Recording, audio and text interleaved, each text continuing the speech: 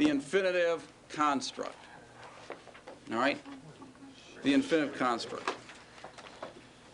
There really is no functional relationship between the absolute and construct. It's not like we use absolute and then suddenly it changes and becomes a construct, sort of like nouns do. Here, we're simply talking about an entirely different function. And it's the infinitive construct that really acts like the verbal infinitive form that it is. Now, there are really two major functions of the infinitive construct. One is comparable to the English infinitive itself. Okay? Yes, there is an infinitive. Yes, Virginia, there is an infinitive in Hebrew. Consider this sentence. Ba liktol othi.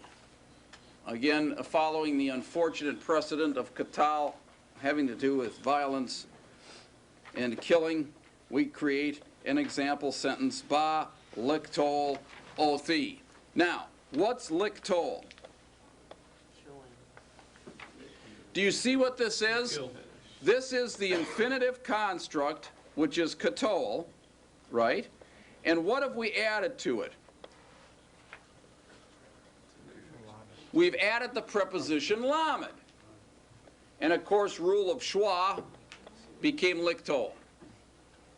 This is exactly the same as the infinitive in English using the preposition to be or not to be. And these are very simple and straightforward also in Hebrew. You're simply using the infinitive as an infinitive. Translate. Ba, he came, liktol othi, to kill me. Okay? So this becomes part of the verbal element. It sort of completes the verb. He didn't just come, he came with the intent and purpose to kill me. Since the infinitive is at heart a verb form, it can take a direct object, by the way, as verbs carry their verbal function with them, no matter what. What's the difference between this example and the next one? By the way, these are straight out of the book. If you're sort of following along in the book, that may be helpful. I'm at example 20, A and B. What's the difference between A and B? He came to kill me. Ba le kotli. He came. What's this? Do you see what we've done in 20B? We have taken the infinitive and added a pronominal suffix to it. Okay?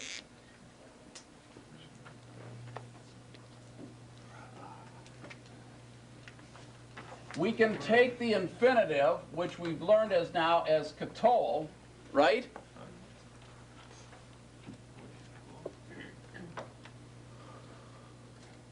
And you can add a pronominal suffix to it. Here the suffix is e, so it's going to mean katol me, which is what we have, right? However, note the vowels. What happened to the vowels here? This is another form of the infinitive, because you'll see that the vowels have changed from katol to kotli. Do you see that? This is, in fact, the form that you get before you add pronominal suffixes, all right? And it almost has to be learned as an additional form of the infinitive, because you'll never get from here to here if you don't know what you're doing, okay?